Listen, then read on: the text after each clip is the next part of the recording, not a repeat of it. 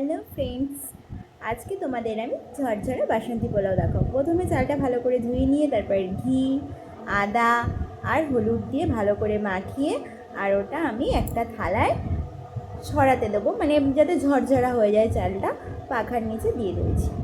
তো এরপর চলে এসেছি মেন কোর্সে। তো প্রথমেই ঘিটা গরম করে নেব, তার মধ্যে গোটা গরম মশলা দেবো।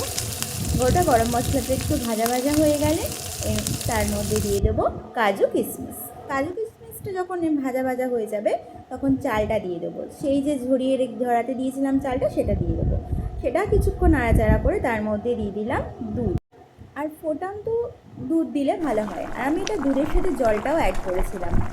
আর তারপর ঢাকা চাপা দিয়ে রাখার পর আমি চিনি অ্যাড করে দিয়েছিলাম।